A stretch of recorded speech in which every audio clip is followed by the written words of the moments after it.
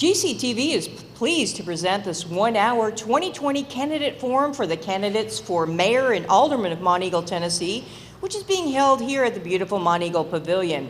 This forum is jointly sponsored by the Rotary Club of Grundy County and the Monteagle-Sewanee Rotary Club. Neither GCTV nor the Rotary Clubs endorse any candidate or any candidate's position. The moderator of tonight's forum is John Hilley of the Monteagle-Sewanee Rotary, who lives outside of the town of Monteagle. Present John Hilley.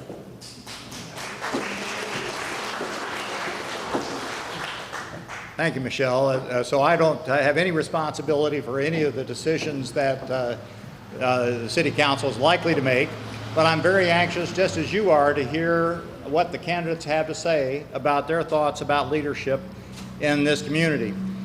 The Rotary Clubs of Monteagle, Sewanee, and of Grundy County are high practitioners of the Rotary motto, service above self. And many of the community projects that you see in your communities here are done in part by the volunteers of the two Rotary Clubs. So we're delighted to be able to take part in bringing to you this public forum. The format for tonight was established and communicated with the individual candidates.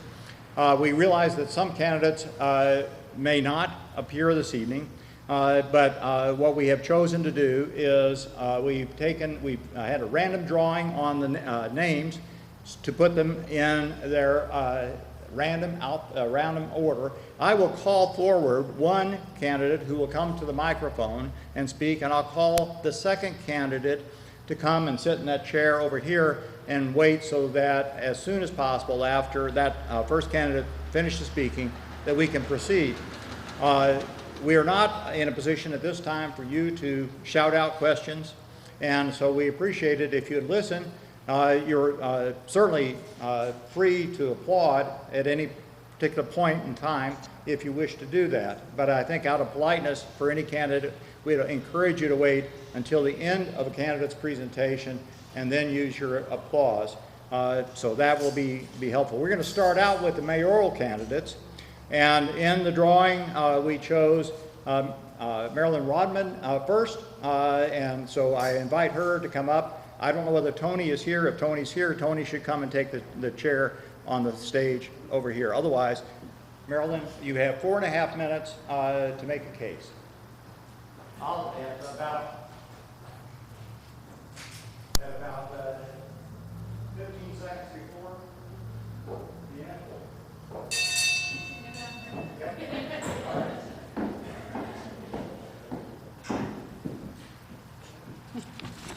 Good afternoon. My name is Marilyn Rodman.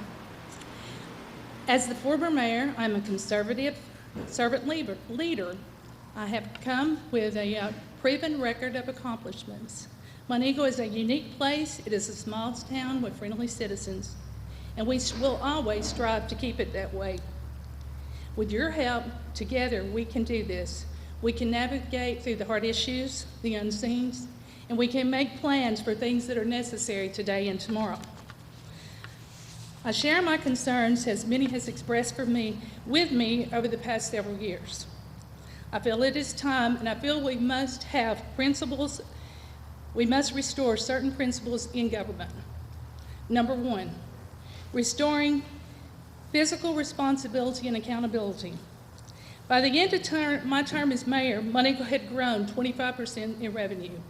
I don't take credit for that alone. It was the people, it was the businesses, it was working with private and public entities. It was together we did that, and we were blessed. We applied and received total through two administrations $4.5 million in grants and loan forgiveness. We refinanced the bonds that saved the town roughly $200,000, because a penny saved is a penny earned. We implemented financial accountabilities and the checks and balances.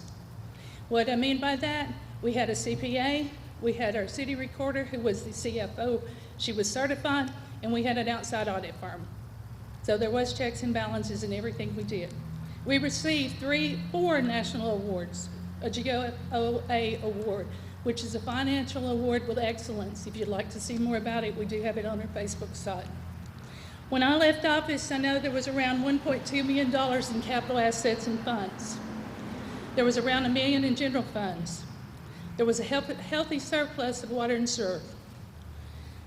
We opened and added another fund for maintenance and replacements of the infrastructure because the infrastructure is very important.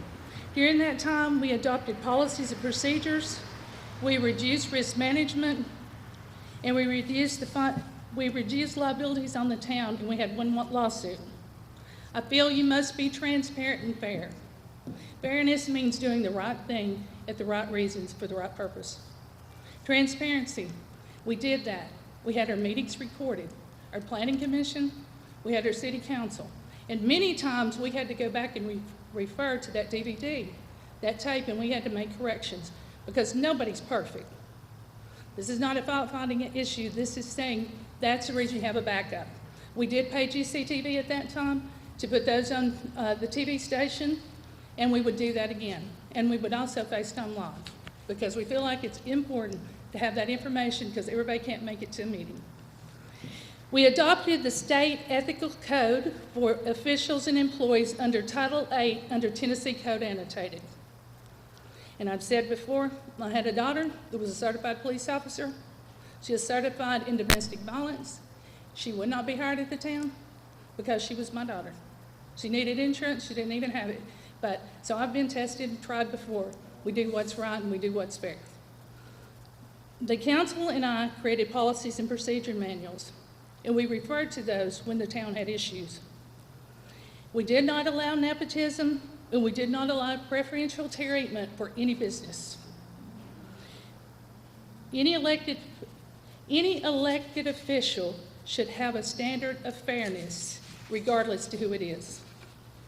Number 3, strategic planning and smart growth should be the focus of any administration.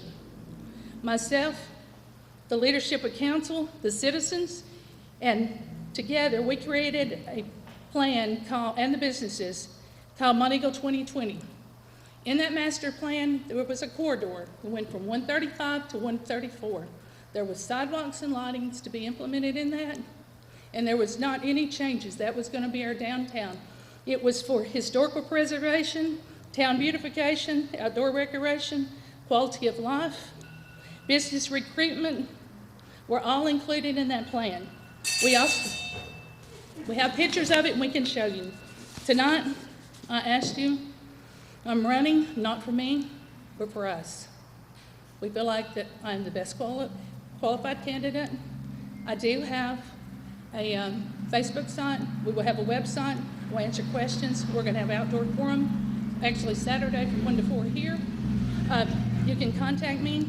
I want to keep a healthy town, a small town environment, and if you have any questions, please ask me. I will answer it, honestly and truthfully, And today I ask you for 2 things, your vote, your prayers. God bless you. God bless Monteagle.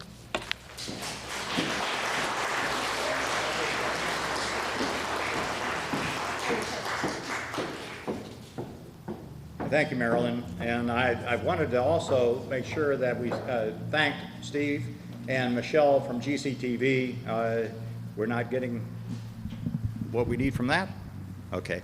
All right.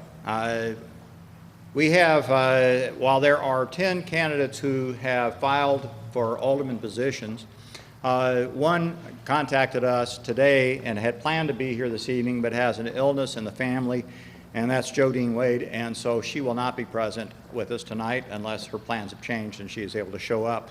Let me ask one more time if Tony Gilliam is in the audience. Okay, then we will move to the alderman positions.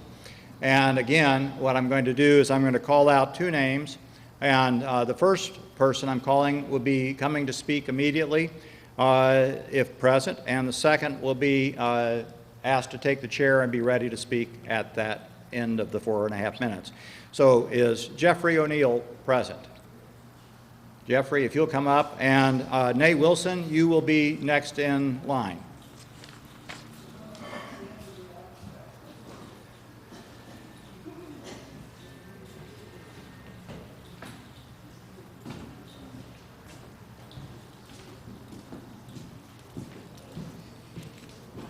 First of all, I want to thank the Rotary Club for getting this together. I really think that this will benefit the citizens to actually hear who we are and where we came from. My name is Jeff O'Neill. I was born in Chattanooga. My mom and dad is John and Sue O'Neill. My mom was actually from Pelham Valley. With that said, a lot of you may know her as Eva Sue Bean. She graduated here in Grundy County, and I've had family up here in the mountains at the foot of Monteagle Mountain all my life. I spent several years in Winchester, Tennessee when I was young, and I lived in the house on Diana Boulevard where Diana, I lost my place there.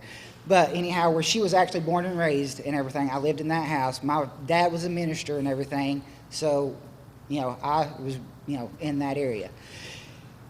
Several years later, we up and moved to Wartburg, Tennessee. He was a minister there for 4 years, and then after that, we decided to move back into Whitwell in 1989. At that point, I decided I wanted to actually up and start doing Boy Scouts. So I got into Boy Scouts really good, got into being an Eagle Scout and everything, done a lot of things in leadership and all at that point. As I actually got into my early 20s and everything, I decided I still enjoyed Boy Scouts, so I wanted to actually go in and be a Scoutmaster. So I actually went in and done a Scoutmaster role for a few years. Well, during that time and everything, I was also, at the age of 17, I joined the fire department in Whitwell. There, I was a junior fireman for a year. Then I moved up. Several years later, I wound up, getting into a captain's position. At that point, I went on into the assistant chief's position. I continued, moving up and learning and talking to people and, trying to actually understand people, going to the city meetings and all there in Whitwell, and conveying things that would actually benefit Whitwell. Well, anyhow, later in life, I wound up in 2015 marrying Rhonda Nunley. We decided we wanted to actually up and move somewhere I could actually feel comfortable 10 to 15 years later retiring. We found Monteagle. It was the halfway point between Pelham Valley, where some of my family live now, and Whitwell. So I'm happy to make this my home. With that said, what I bring to you is the skills and experience I just up and had told you. Then my wife, she actually up and served with the Chattanooga Police Department for 15 years, and she actually has over 10 years of medical and nursing, background. So I've got a little bit of, somebody to fall back on for, help. The things I'd like to see for the city and, do for the city is I want to actually bring communication into the city. I feel like the people do not get the communication. They do not get their say that they need to say. So I want to see more community involvement. I'd like to see, more people on the planning board. I've seen that there's only, I think, 6, maybe 7 people that's on the planning board. I think we can have up to 9 people on the planning board. I want to see volunteers from the, our citizens to actually step up in that role. I would like to up and see, different committees actually formed and actually bring new things in that, our citizens would like to actually hear and see. I want community involvement, basically. In no specific order, some things I'd like to actually see in the city. I'd like to actually, do a lot of fire training. We've got a young fire department, very young fire department. I think the new fire chief who's actually up and came in there has really stepped up. He's done really well in the last few months, but he still needs help. And I believe that we, as an individual, and with the training I have, can actually step up and show him some ways, get him, some training and things of that nature. Some other things, I'll go ahead and skip a little bit. I'd like to, get involved and actually see what we could do about budget for the roads and budgets in general. I've talked to several of the past electoral people who actually was in the committees, like Lexi Orr and Raymond Rutherford, and a few of their concerns was the water and the budget and the roads. I want to take those concerns and I want to follow up on those, whether it's Marilyn or whether it's Tony that, become our mayor. I want to work with them and actually, see how we can do what's best for the city. There's so many things we could do. And I thank you for y'all's time. And thanks again. All of us appreciate the kind of volunteer work that goes into the scouts and everything goes into the fire department. So we laud that kind of service that you've had in the past. And now we have somebody who some of us have dealt with more often in terms of the Mountain Goat Trail. So Nate Wilson. And Janet Miller-Schmidt will be next. So Janet, if you'll come up and take the seat, please. Thank you, Rotary Club, for organizing this. I think this is an important event for our community, and I would like to see it happen more, because I'm very interested in having citizen participation increase in the town. I think that's key to having a successful town. So for those of you who don't know me, my name is Nate Wilson.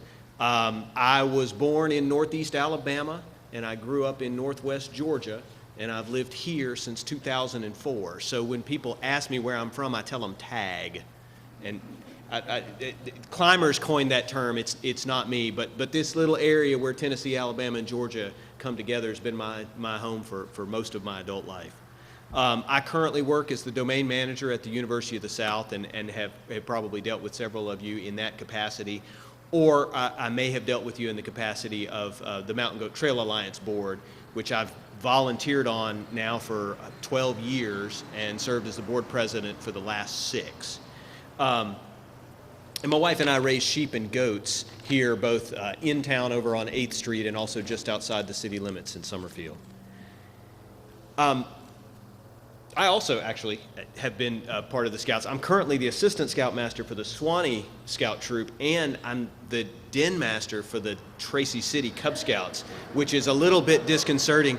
If you know anything about Cub Scout committees and organization, they're actually in different regions. So Tracy City is Middle Tennessee and Suwannee is East Tennessee, but my kids are in different troops, and I want to help I can. I really think that's an important program. Why am I running? I think it comes down to really 3 broad themes. One is to help the town be more transparent. 2 is to help the town be more proactive. And 3 is to help the town be more accountable. So what does that mean? On transparency, like Michael said, I really think that citizens have the right to know what the town is doing and why. And so we deserve a lot more explanation. So on a practical level, that means, as Marilyn said, I'd like to bring back recorded meetings so that we, not only can the aldermen and mayors know what is being said and go back and consult that, but also so that any of you can have free access to that. I'm also would like to pledge to do a monthly email. I think now is the time where communication is so easy. I would like to be able to, if you're interested, and I've got some cards I can hand out that all have my email and my phone number on them. You can sign up for an email, and once a month before the meetings start, you can hear at least my take on what's happening and what's going to be discussed so that you have the opportunity to be a part of it. And I'd also like to see about getting a digital projector in the city council room. I have more than once been frustrated when whoever, whether it's the mayor or the vice mayor or whoever is in charge, will announce a resolution, and they'll pass the resolution, and no one has any clue what the resolution is about. Digital projectors are really cheap these days, and so I hope that by the first time, if I'm elected, by the first time I'm up there, we have a projector so you can actually see what we're talking about. And microphones. Yeah, I got you. So, on proactive, I am a forester by training, so if you know me from my role in the domain manager, I do the land management and wildlife management at the university. So I'm used to thinking in time frames that are generally 40 to 60 years out in the future. That's probably not where we need to be doing a whole lot of thinking in the town, but we need to be thinking 3, 5, and 10 years out. And that's really the job of the mayor and the alderman. The job of our employees are to do the day-to-day work. And what I have seen in the past is that oftentimes the elected officials can get bogged down in the day-to-day work when they have fully competent employees that can do that, and they do it at the expense of this long-term planning. So what does that long-term planning mean? Well, like Michael O'Neill said, I'd like to do a road list. And so that road list should be available publicly in City Hall. So if you are a citizen, all you have to do is walk in and say, oh, this is where I live. This is how they've assessed the condition of the road. This is when we're going to do something about it. I also think we need to do some town planning. It's been 10 years since we've done a town plan. Most of the grants are associated with plans, so we need to get one updated. On that last term of accountability, this really ties back into the first. If we do something wrong, you should have access to us to know why we did it. You should have my email and be able to contact me directly and my phone number, and I would encourage you to do so, good, bad, or otherwise. I'm interested in hearing from you because that's why we're here, is to serve the community of Monteagle. So thank you for your support.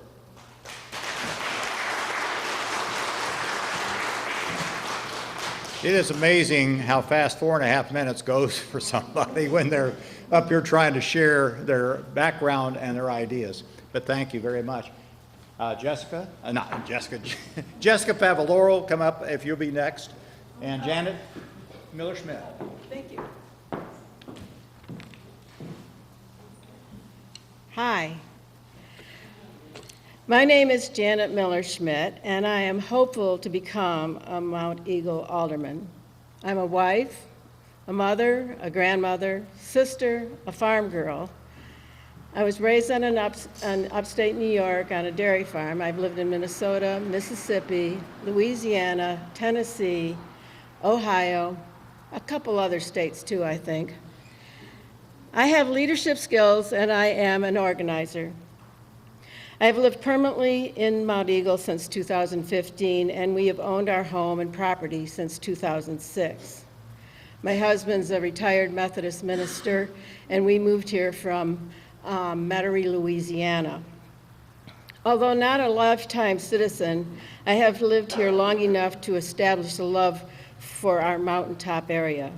Its deciduous trees, its cooler, 10-degree cooler summer temperatures, its 4 seasons, its people, the Mountain Goat Trail, the state and local parks, and the Monteagle's quaintness. Over my lifetime, I have served and continue to serve on many boards of directors and been active in many civic organizations. Since living in Monteagle, I have become an active member of Morton Memorial United Methodist Church and its outreach programs, Tools for School, Christmas on the Mountain, the monthly food ministry. I'm a member of the Swanee Women's Club. I support the Mountain Goat Trail Alliance, projects by the Monteagle Swanee Rotary Club, and participate in the Hunger Walk and the Walkathon for Cancer. I am organized. I work well in committee. I get things done. I have been the treasurer of 5 nonprofit organizations over the past 30 years, 3 of them simultaneously. I believe that Monteagle's aldermen have a duty to support the citizens of Monteagle, develop a long-term strategic plan for infrastructure improvement, growth, while maintaining Monteagle's unique charm, be proactive in protecting the environment, provide excellent police and fire protection, make sure we have clean and adequate abundant water, make sure we have safe and well-maintained roadways, follow the city charter, its ordinances and policies that make Monteagle the special town it is. I believe we not only need to follow the policies and laws of the town of Monteagle, the state and the counties, but we need to be transparent, physically responsible, and honest, and have honesty among the elected officers. We need to publish concise minutes of the council and the planning commission. We need to have microphones like these ones that I just supplied for less than $300. at the council meetings. We need not only aldermen and alderwomen to be heard, but we need also to hear the reports of those giving the reports, and we need to hear from the citizens when they have something to say. As I have shared with many of you while visiting with you during this campaign, this is an exciting time in Mount Eagle. I will listen to you and your concerns. I believe strongly in the opportunity we have before us to shape our town's future with a spirit of cooperation rather than one of secrecy and contention. Since I have been only in Mount Eagle, living in Mount Eagle for the past 5 years, I do not have a political agenda cluttered with past histories. I only want to provide the best leadership for Mount Eagle going forward. Thank you.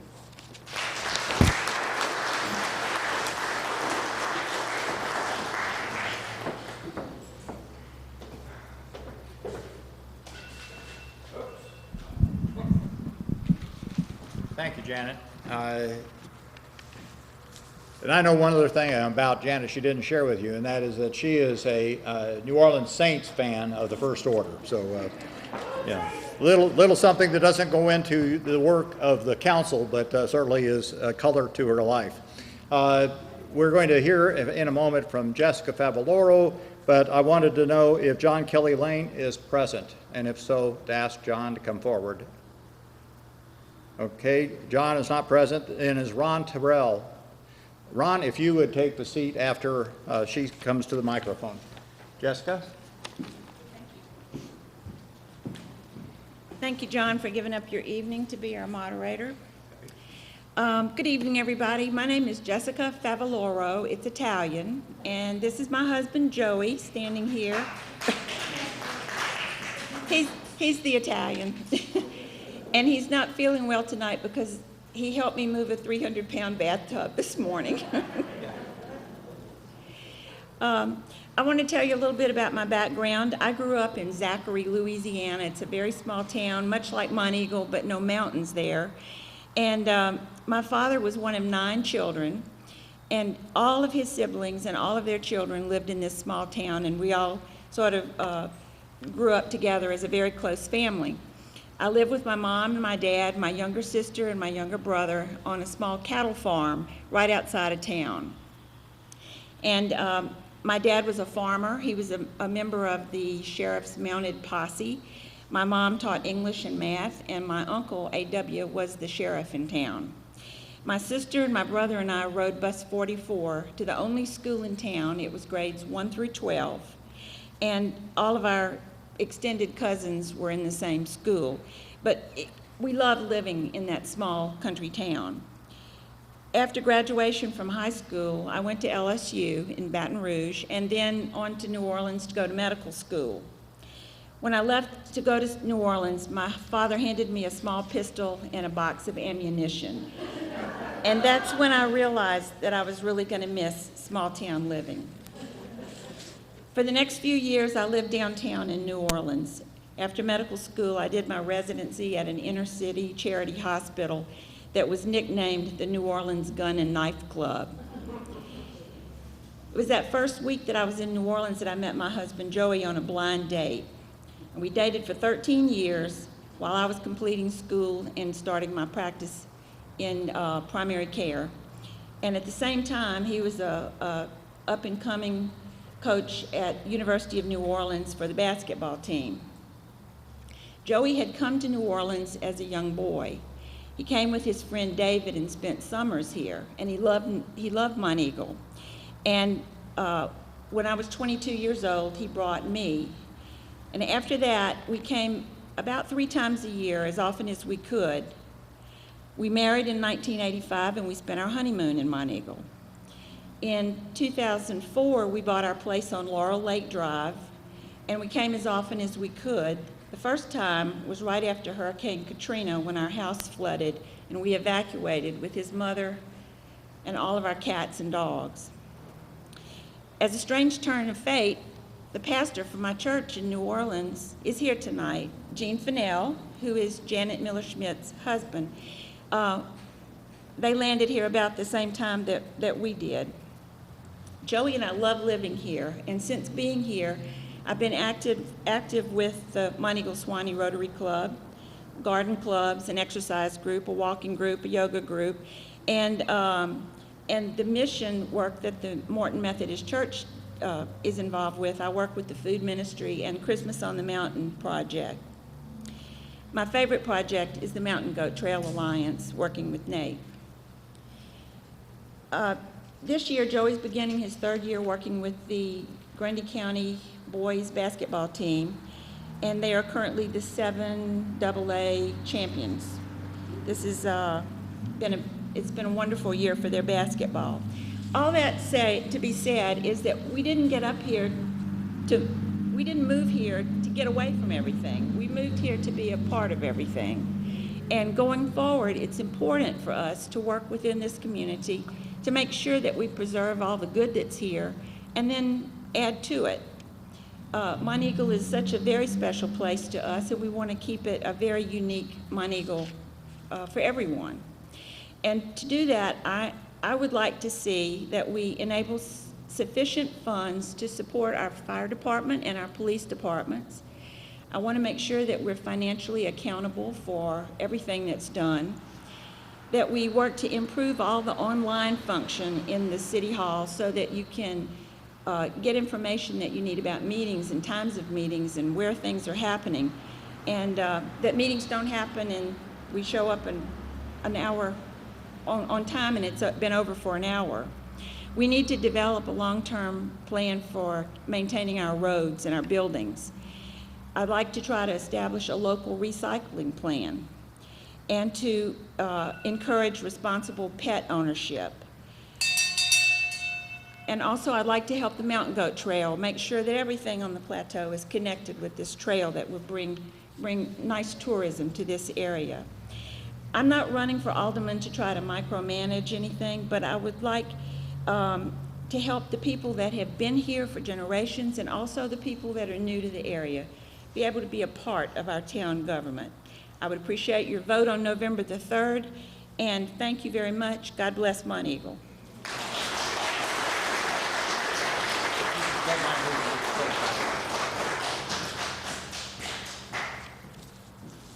Now, the hardest part of knowing Jessica is being able to pronounce her last name. But Jessica, I always get right, and we're delighted to know her. So now we've got Ron Terrell is going to be next, but Jessica Blaylock, are you present? No? Okay, how about Doreen Parnley? Doreen is here. So Doreen, if you come up while we have Ron speaking. Thank you. As you heard, my name is Ron Terrell. I'm very proud to be a citizen of Monteagle. I've lived in Monteagle since 1978. Got married to my wonderful wife in 1981, and we made a home here, and we've raised one son.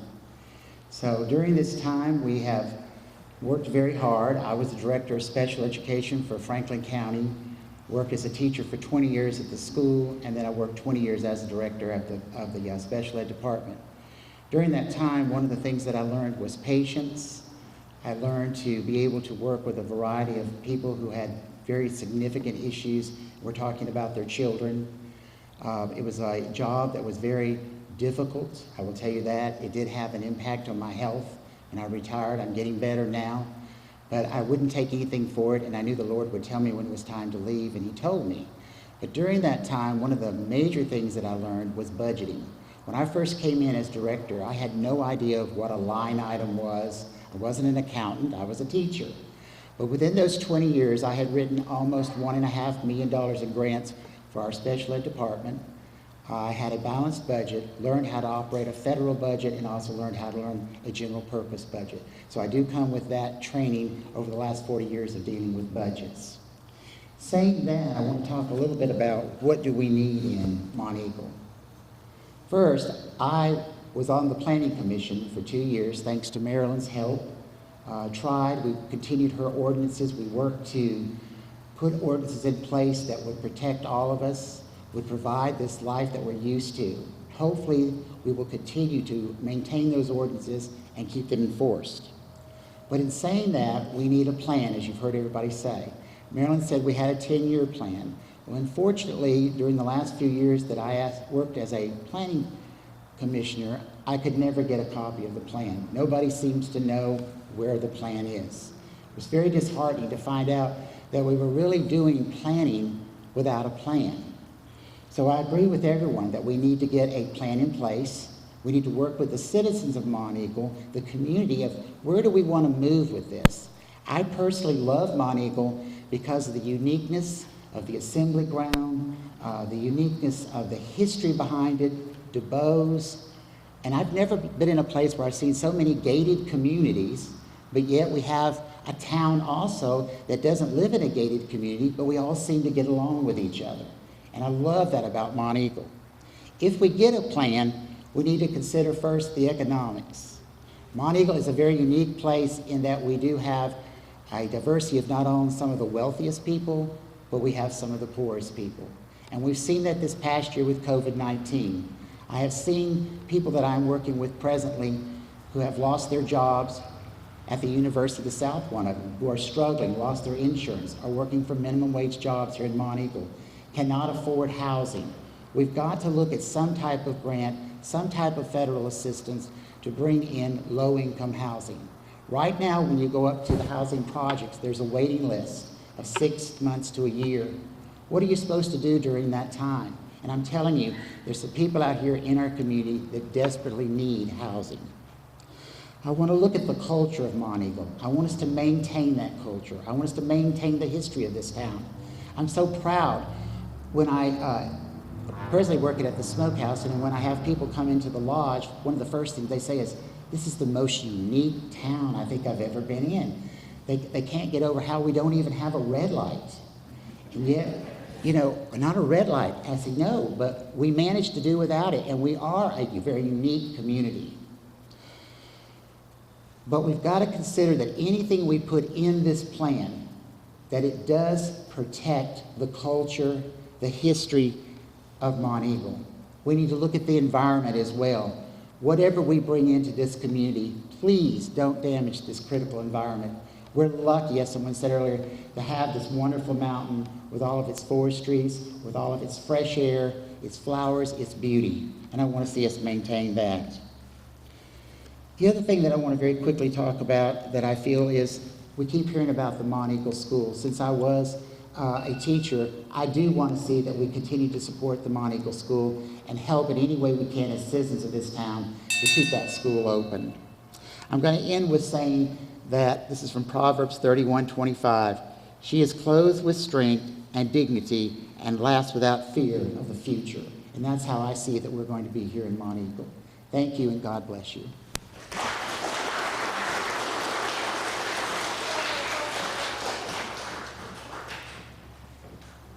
Ron, when I moved to Atlanta many years ago, I tried to determine what kind of planning structure they had in Atlanta, and I determined it was this, that when traffic would no longer move, they didn't allow anyone else to build. But until that, they kept them coming. Thank goodness we don't have that here, that's for sure. Doreen is going to be speaking next, but we had one last candidate, Kenneth Gibson. Are you present? Okay, Doreen. I don't think you're going to need that bell for me. I was debating on if I wanted it to be first, where everybody was attentive, or last, where you were bored out of your brains. So I guess I got last.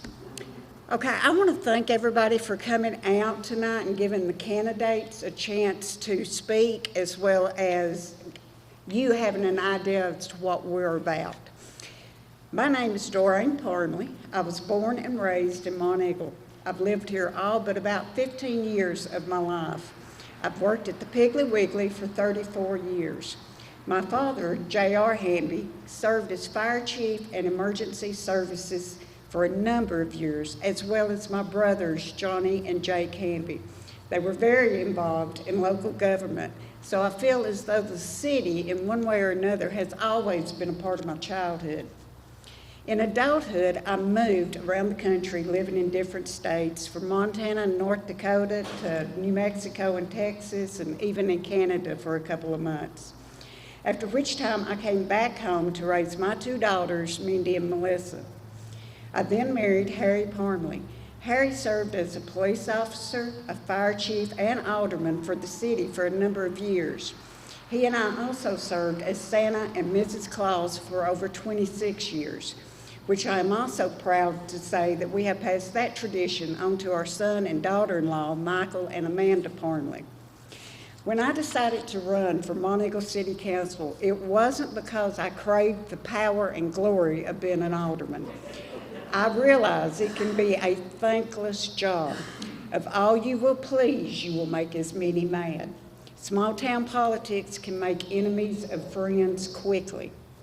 I want to be a representative of the citizens of this town. I know everyone says that, but working in the public, I often hear comments or questions concerning the city. I feel like the people of this town never get a straight answer or get labeled for asking a question. Been there, done that, got that t-shirt. The board of mayor and aldermen work for the citizens of this town, not for themselves. And some seem to forget the very people who put them in that position or the reason for them being there. I want to be a part of the movement that keeps Monteagle moving forward. It's a beautiful place that I call home. 5 things I would like to see also that this council work on. Number 1 is public safety. We have to make sure that our community continues to be a safe place where we feel comfortable. Number 2, transparency and citizen input. We have to get reconnected with the people of this town. It's important to know what they need, what they want, and they have to be able to know what their elected officials are doing for them as we continue to grow. I want them to know how the mayor and aldermen are earning their money. They are this town. Number 3 is infrastructure. We have to maintain and update continuously. We cannot fall behind. We cannot play catch up. Number 4, promote an environment that attracts and retains business. Without new business, we are at a standstill. We cannot afford to become stagnant. Number 5 is spending. There has to be a ceiling on spending. Just because money is there does not call for spending. We have to get a grip or we'll end up broke, period. We're facing a very important decision with the Petro development. We have a hard decision to make. We've been put in a situation where we must decide for a development or for a multi-million-dollar lawsuit. It can be a no-win situation if we let it. This is a decision that no one wants to talk about till after the election, it seems. It will get you elected or it'll get you thrown under the bus for sure. Do we continue to be a quaint, quiet town or do we thirst for development? Depending on what part of town you live in, you want both. I understand no one wants business in their neighborhood. I get it. But if we have intentions of growing development, we'll have to be in someone's neighborhood. We're not that big of a town. But without new business, how do we grow? Without development, how can we expect jobs for our youth as they enter the workforce? Without development, how can the town be expected to build anything for our youth? We hear it on a constant basis. There is nothing here for our kids. With the planned revenue coming into town, we can build a plan concerning our kids. I personally would love to see a miniature golf course at Hannah Pickett Park. Why not batting cages at the ball field? Why not a complete upgrade to a ball field? Why not a second ball field? Possibilities could be endless. I got you. In closing, let me say, I have no political background. I'm not a founding father. I'm not a CEO, chief commanding officer of anything except my little neck of the woods on Lane Avenue. I have not performed miracles, nor will I say I'm the Einstein of the world. I do have a little common sense, and I feel I can make a good decision for the good of this town. I do have a drive that wants to be a part of tomorrow. I feel I am a balanced person who can represent the people. Will I please everyone? No, I won't. but I'll be committed. I will be motivated, and I will be attentive. I talk a lot, but I also listen. And I just want you to vote November the 3rd. Thank you.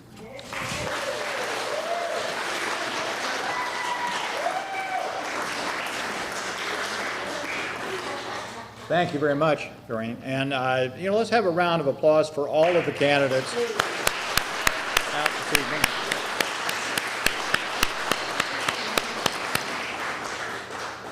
In just a few moments, when we stop this program, I'm going to encourage those of you who wish to come up and speak with any of the individuals who have addressed you this evening. Before we shut down, though, I wanted to thank Jim Waller, who from the Grundy County Rotary Club, who helped to put this evening together. Jim. And as we said earlier, we wanted to thank Michelle and Steve coming out from GCTV to make sure that this message is able to go into homes for people who would not otherwise be able to be present this evening. So one last message, and that is we think in Rotary that one of the most important actions for any person is to vote, to be able to go out and express your intent, your desire, and then the second is to come to council meetings to be able to be heard and to hear. Those kind of steps are fundamentals of good citizenship in our community, and we encourage you to do that. Good evening and best wishes to all of you. When people talk about elections, you might think, my vote won't make a difference. Government doesn't impact my life. Voting is too complicated. My vote doesn't matter. Well, this is Kix Brooks, and I'm here to tell you why your vote matters. You probably heard people say it's your civic duty or exercise your rights. But what does that actually mean? Well, according to the Tennessee Constitution, all power is inherent in the people. That means the power is in your hands. Plus, voting in Tennessee is easy. Download the GoVoteTN mobile app or visit govotn.com. Look up your voting precinct and much more, and then show up Election Day with your photo ID and cast your ballot. It is that simple. Voting is important in big elections and small. So get registered and vote in this upcoming election. For more information on voting in Tennessee, visit govotn.com.